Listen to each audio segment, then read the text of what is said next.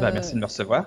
Euh, on est très content de vous recevoir parce que, ma foi, Kant, c'est quelque chose dont on parle beaucoup, notamment avec Corben qui va suivre juste après vous. Ah, Euh, Tout va bien? Tout va toujours bien? Vous nous entendez? ah très bien, très Ok. bien. Donc moi je suis Naya, je suis l'organisatrice, la co-organisatrice des Geek Ferries. Je suis moins spécialisée que Luc, qui connaît plein de choses. Voilà, je suis plutôt dans les milieux libristes. Et D'accord. voilà, lu Numérama pendant des années. Ah, Donc ah j'ai ben, m'en Champeau et voyez ravi. voilà, un acronyme que je connais bien. Très bien. Voilà. Merci beaucoup. Donc Quant, c'est une aventure française déjà. Tout à fait. Voilà, ça Enfin, c'est. française et européenne maintenant. Au début, oui, bien sûr. Ouais. Au début, voilà. C'est un moteur de recherche qui a quelque chose d'extra, c'est que bien la protection des données est garantie. Tout à fait. Voilà. Et en ça, c'est super important parce que la protection de nos données nous permet déjà d'être plus libre, d'un point de vue utilisateur, d'avoir des résultats qui sont intéressants. Ouais. Contrairement à d'autres moteurs de recherche, c'est-à-dire que quand on travaille en faisant des recherches, et du coup on tombe toujours sur les mêmes choses, et voilà, en étant anonyme quand on surfe, du coup on a des vrais résultats qui sont bien. Non, moi je dirais que ce qui est très important à mon sens, c'est qu'avant tout c'est une alternative crédible à Google. C'est-à-dire qu'on a eu des moteurs alternatifs qui sont montés et qui étaient tellement peu performants que oui ça existe mais c'est pas satisfaisant. Ouais. En revanche, Quant est aujourd'hui crédible, c'est-à-dire que ça marche. Après on va pouvoir regarder dans le détail, pinailler, etc. Mais c'est tout à fait à un niveau satisfaisant d'utilisation. Ce qui veut dire que premier point, c'est que déjà on a une alternative à Google, ce qui n'était pas le cas avant. Ou alors pour retomber sur quelque chose d'équivalent chez Microsoft ou autre.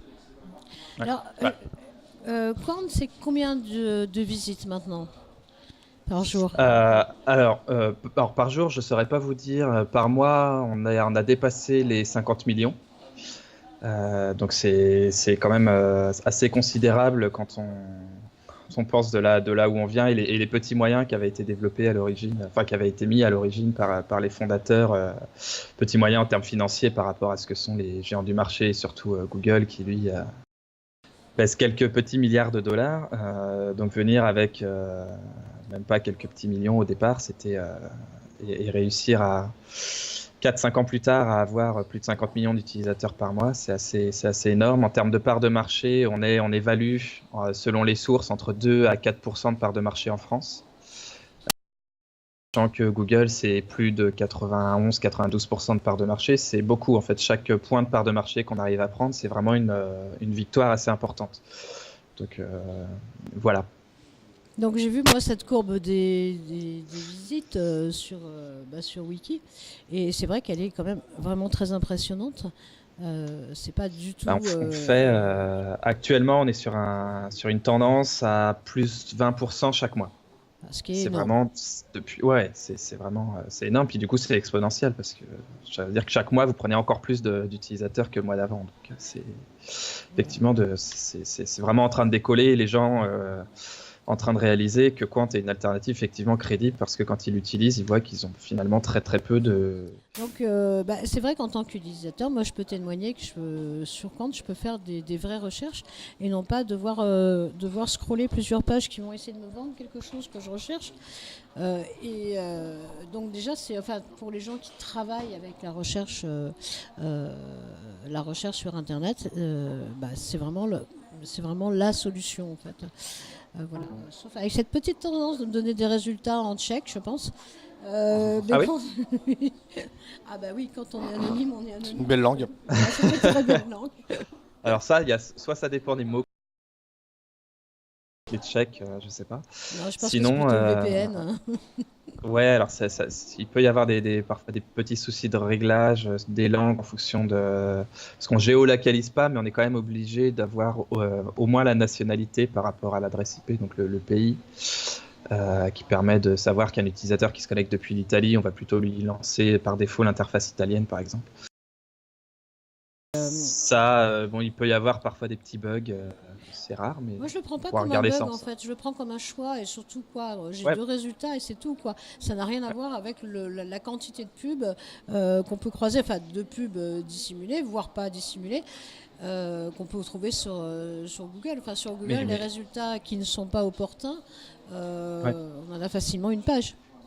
En fait, alors, du coup, je ne sais pas comment vous voulez procéder. Est-ce qu'on est dans une discussion ou est-ce que vous avez plus une interview avec des questions bien précises? Mais si on peut peut-être s'attarder sur cette question de liberté et pourquoi. Ah mais oui, tout Finalement, parce que vous avez dit effectivement, Quant c'est plus libre et on n'a pas les mêmes résultats que sur Google et surtout on n'a pas des résultats qui sont personnalisés par rapport à soi. Et en fait, ça, je pense que c'est vraiment un point clé qu'il faut comprendre. C'est qu'aujourd'hui, quand vous utilisez, donc en particulier Google parce que c'est le leader du marché, mais c'est pas le seul. Je pense que si vous allez sur Bing, c'est la même chose. Si vous allez, je sais pas si vous êtes en Chine, que vous allez sur Baidu, ça va être... C'est qu'il apprend, il conserve la recherche hein, sur Google, c'est assez impressionnant. Si jamais vous l'avez, vous avez créé un compte Google au moment où c'est sorti, de mémoire c'est 2001 ou 2002, je sais plus. Effacer votre historique de recherche, il a toutes vos recherches jour par jour, minute par minute, depuis 2001 ou 2002. Et donc il apprend de tout ça, il en sait énormément sur vous, peut-être même, je pourrais approfondir là-dessus, sans doute même plus que ce que vous savez vous-même de vous-même.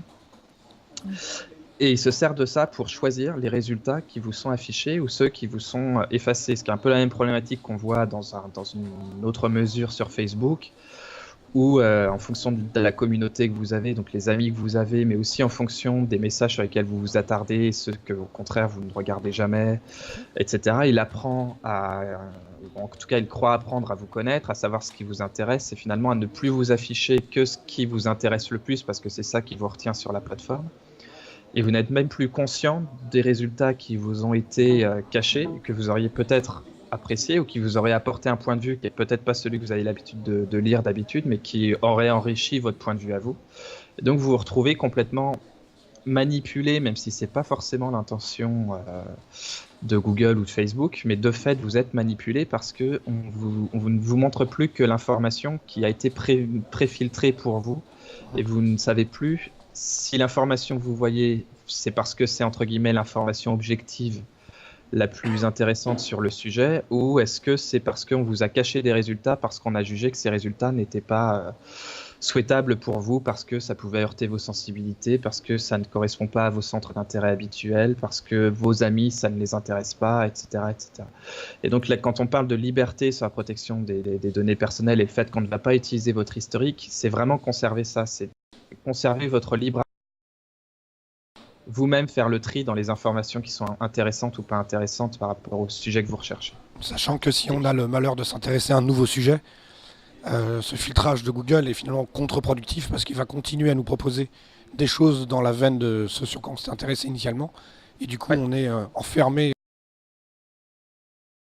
Et bon, on parle de Google, mais c'est un problème vraiment général. On va juste mettre un autre câble. Voilà, on fait un changement de câble, on fait une toute petite pause technique pour être sûr que c'est pas le câble qui nous a posé problème. Donc on va reprendre effectivement sur l'anonymisation et les pubs qui vont avec. Alors, est-ce qu'il y a une question? Alors, tiens, je vais te laisser le module question si tu veux bien. J'avais comme une question par rapport à cette question de la garantie. Parce qu'on dit que le respect de la vie privée est garanti, mais il est garanti comment? Dans le sens où on peut accorder du crédit, de la bonne foi aux gens avec qui on est en interaction. Mais l'idée, c'est que quand on dit la confiance n'exclut pas le contrôle, on se rappelle que Google, quand il a commencé, son mot d'ordre c'était Don't be evil. Et on voit ce que ça a donné. Enfin, c'est pour moi, c'est cette question. C'est pour avoir fait pas mal d'associatifs aussi. C'est les gens sont pleins de bonne volonté, les gens changent, les situations changent. Et quand on veut garantir quelque chose, on doit avoir des règles qui permettent que le système soit plus solide que la bonne volonté des gens. Et est-ce qu'on est dans cette configuration-là sur Quant? Alors, il y a des réponses à plusieurs niveaux. La première, il y a déjà ce que techniquement vous pouvez vérifier. C'est-à-dire, par exemple, on n'a pas de cookies tiers sur Quant qui font qu'on va communiquer les recherches que vous faites à des tiers ou que les tiers puissent savoir même que vous avez été sur Quant. Ça, c'est quelque chose que n'importe qui peut vérifier sur son navigateur.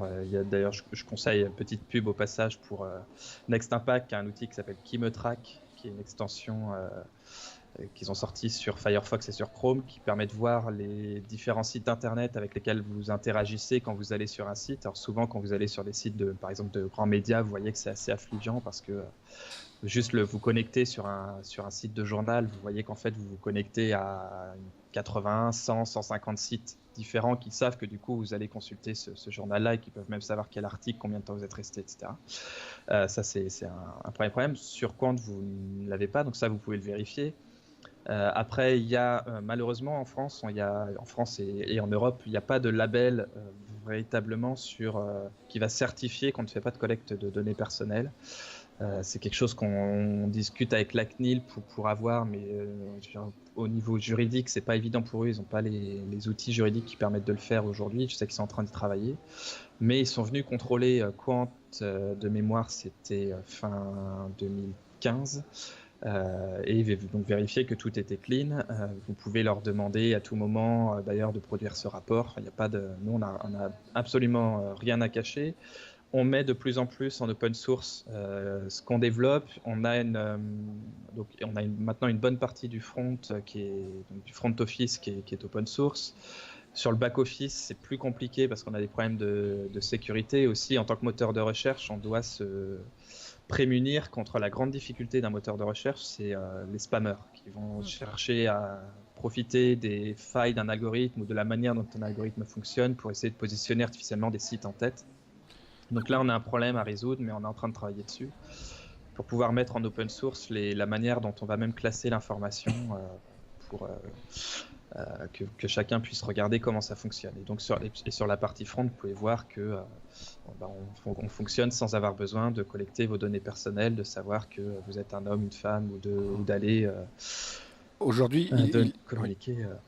Aujourd'hui, il n'existe pas de tiers de confiance qui permettrait d'auditer une infrastructure, un service, où on puisse dire, voilà, j'ai fait appel à un peu comme un expert comptable ou.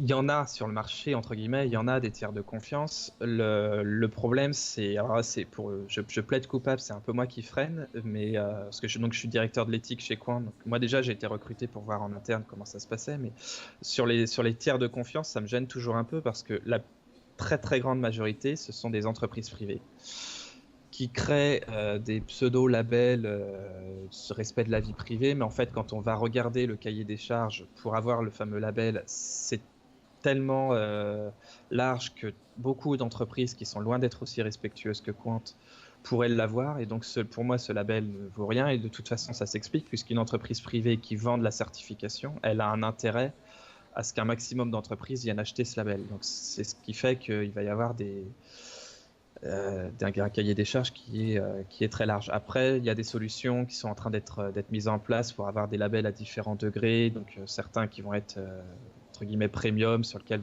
on certifie qu'il n'y a absolument aucune donnée personnelle qui est collectée. Mais au jour d'aujourd'hui, si vous en connaissez, moi je suis ravi, vous me fassiez un message sur Twitter ou autre, vous me dites. Mais vraiment des tiers de confiance qui vont certifier qu'on ne collecte aucune donnée personnelle et qui ne vont pas donner ce label à d'autres qui sont moins vertueux, au jour d'aujourd'hui, j'en connais pas. Et c'est pour ça qu'on se dirige plutôt vers les autorités publiques avec les labels de la CNIL ou bientôt du G29. Qui eux seront normalement plus regardants. Okay. Donc après pour compléter la question, donc moi venant de Numérama, ayant un parcours juridique avec une spécialisation dans la protection des droits de l'homme sur Internet, j'ai été recruté, je suis venu chez Quant pour voir en interne comment ça fonctionnait, et parce que mon histoire est celle que vous connaissez probablement. C'était entre guillemets un risque de me recruter si ça se passait pas comme il le disait, c'est-à-dire que je pouvais très facilement le faire savoir à n'importe qui. Et comme le dit Éric Léandri, qui est le président, j'ai recruté un lanceur d'alerte et c'est le cas, quoi. Après, c'est pareil, c'est une question de confiance et donc il n'est pas obligé de me croire, malheureusement. Je n'ai pas le moyen de le démontrer, mais si ça ne se passait pas comme on le dit, c'est ma propre réputation qui est en jeu, donc à ce moment-là, moi, ça me poserait problème. Après, autre réponse, c'est que c'est vraiment pas notre intérêt de faire comme les autres. Si Quant, aujourd'hui, on disait tout à l'heure, on a entre 2 et 4% de part de marché en France, selon les sources. Si on a obtenu ces 2 à 4% de part de marché, on va pas se mentir, c'est pas parce qu'on a des résultats qui sont vraiment de grande meilleure qualité que sur Google, c'est pas parce qu'on a des outils techniquement qui sont absolument meilleurs que les autres, c'est pas parce qu'on a un design qui est absolument meilleur que les autres, c'est vraiment parce qu'on a cette promesse de protéger la vie privée et que les gens nous font confiance pour ça, ils nous font confiance parce qu'on ne stocke pas l'historique de leurs requêtes, parce qu'on va pas communiquer aux annonceurs toutes les recherches qui ont été faites par une personne ou exploiter ça pour aller refaire du retargeting derrière.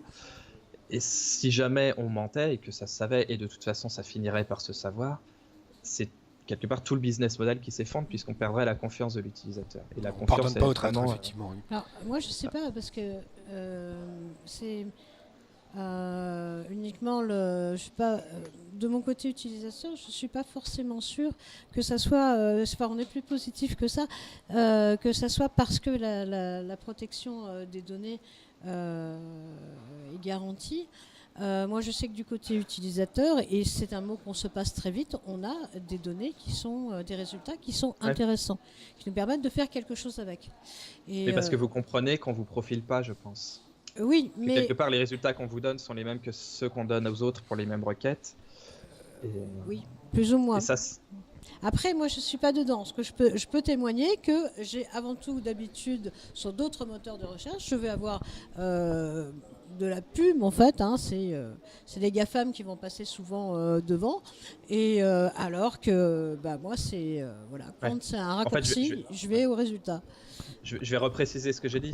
Je pense que je me suis mal exprimé. C'est qu'au départ, Quant s'est fait connaître grâce à la protection de la vie privée. Oui, ça, oui. Mais quand on crée un moteur de recherche ex nihilo, finalement, c'est très très compliqué au départ d'avoir des résultats qui sont pertinents parce que statistiquement, il faut qu'on sache que pour tel mot-clé, c'est tel site qui est préféré, etc. Et donc ça se construit avec le temps. Et au tout départ, les gens, c'est vraiment un noyau d'activistes, souvent de libristes aussi, qui viennent et qui apprécient les valeurs de Quant, les valeurs de protection de la vie privée en particulier de Quant. Et c'est eux qu'on fait connaître ensuite par le bouche à oreille Quant. Et maintenant, c'est vrai, c'est, je ne saurais pas dire en proportion, est-ce que c'est 50-50, 30-70, je ne sais rien. Mais on a une partie vraiment de plus en plus importante des utilisateurs qui restent sur Quant pour la qualité des résultats et pour l'interface qu'ils apprécient, qui n'est pas la même que celle qu'ils vont avoir sur les autres moteurs de recherche avec le système en plusieurs colonnes qui permet d'avoir accès à ce qui se dit en temps réel sur les réseaux sociaux ou d'avoir accès à l'actualité sur un mot-clé, ce genre de choses. Voilà, tout à fait.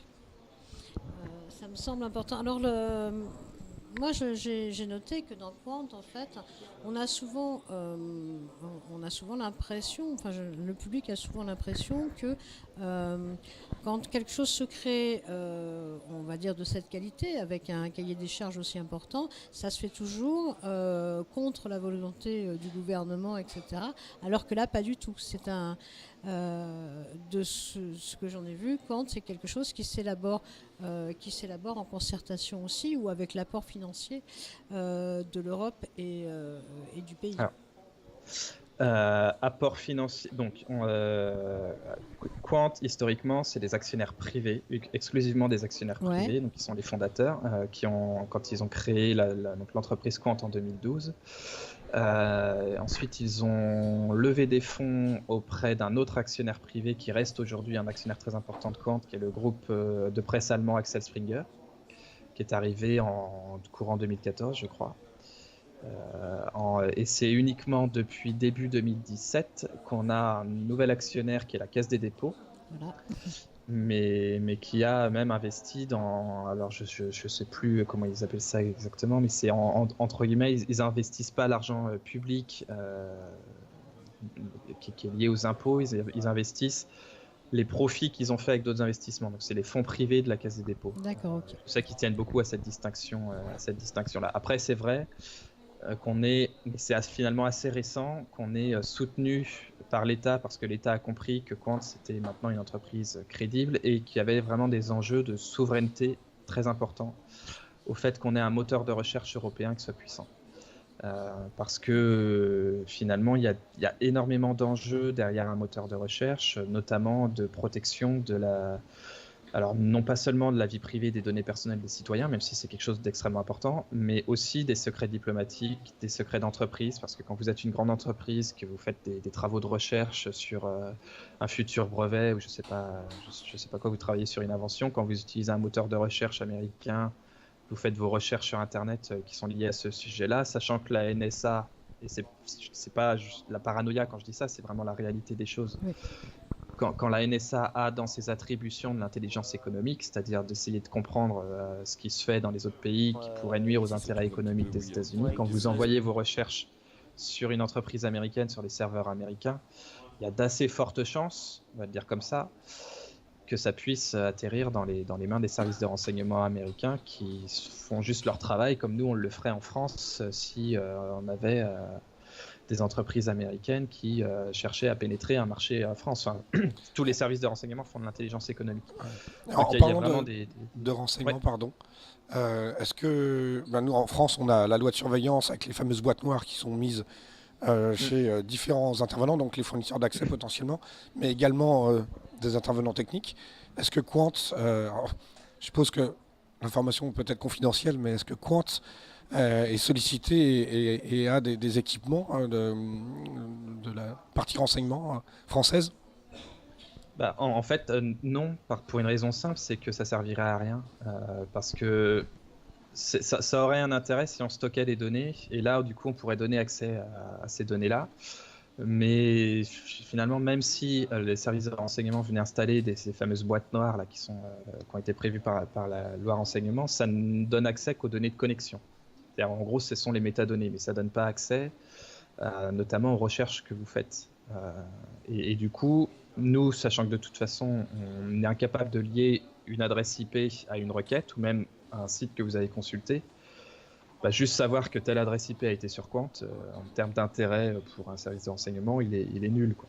Si par contre on était capable de dire telle adresse IP a recherché tel mot-clé qui est spécifiquement un mot-clé qui est recherché par je sais pas, un djihadiste par exemple, là ça pourrait avoir un intérêt, mais il se trouve qu'on est techniquement complètement incapable de faire ça. Et même on a complètement séparé au niveau de l'infrastructure les logs d'adresse IP et les logs de recherche.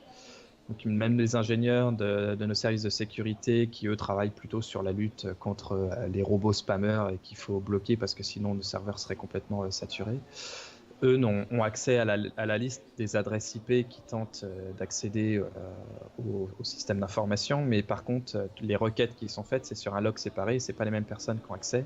Tout ça c'est chiffré de façon à ce que les requêtes et l'adresse IP, en fait, l'adresse IP, elle est hachée, salée, c'est-à-dire que pour chaque requête, il y a un hash qui est différent. Donc, on peut même pas faire de recoupement pour savoir que tel hash. Alors, je sais pas s'il faut que je spécifie ce que c'est qu'un hash. Non, alors, il nous reste 5 minutes, donc je pense qu'on peut... Mais voilà, techniquement, c'est arrangé pour que finalement, on puisse avoir aucune information là-dessus, et le système d'information il est vraiment conçu pour. Donc même si demain on venait nous demander d'installer une boîte noire, juridiquement il pourrait a priori pourrait le faire, ça n'aurait en pratique aucun intérêt. Ok. Donc alors il nous reste 5 minutes, c'est pas beaucoup. Pendant ces 5 minutes, je vais notamment si l'idée en fait de venir à la rencontre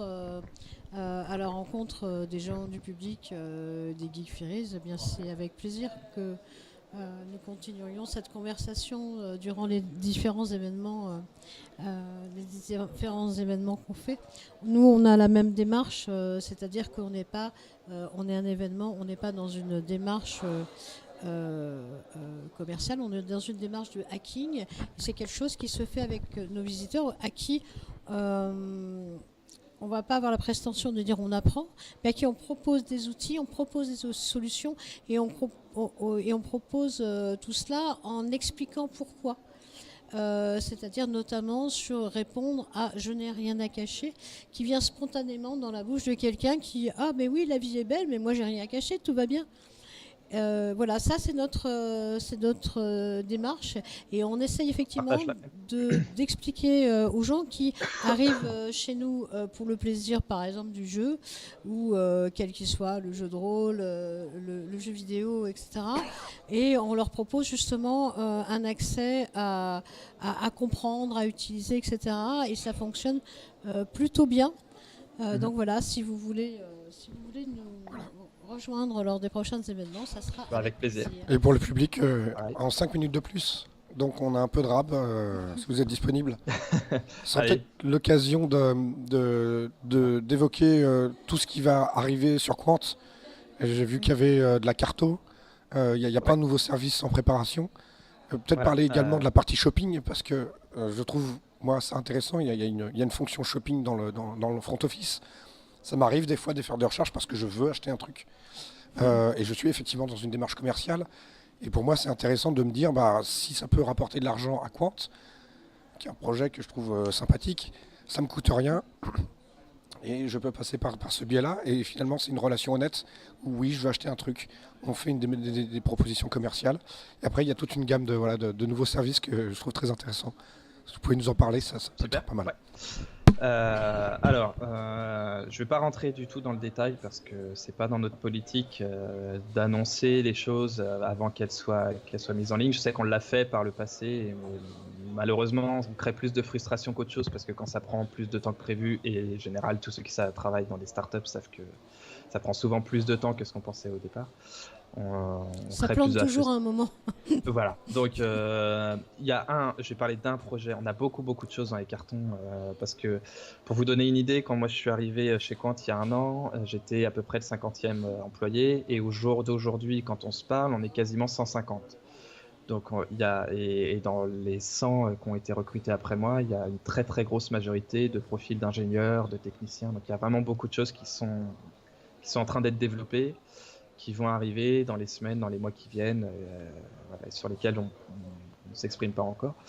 Le gros chantier, et ça on en a déjà parlé par le passé, donc je peux en parler, c'est la cartographie effectivement, avec alors je ne sais pas si ce sera son nom définitif, mais probablement un Quant Maps qui va sortir, qui permettra de faire de la cartographie, avec évidemment toujours le même esprit de protection de la vie privée, ce qui fait que si vous avez envie d'aller d'un point A à un point B, vous pourrez aller d'un point A à un point B et suivre les itinéraires qui vous seront donnés sans que nous, on sache que ce jour-là, vous avez été à tel endroit, ou qu'on le dise à quelqu'un d'autre, qu'on aille dire à un restaurant, tiens, ou à un hôtel, tiens, ce gars-là, il va dans telle ville, dans telle rue, ce serait éventuellement une bonne idée de lui afficher de la publicité pour votre hôtel, et puis en plus de lui faire croire qu'il n'y a plus de chambre disponible dans le coin, comme ça il prendra absolument votre chambre d'hôtel à vous.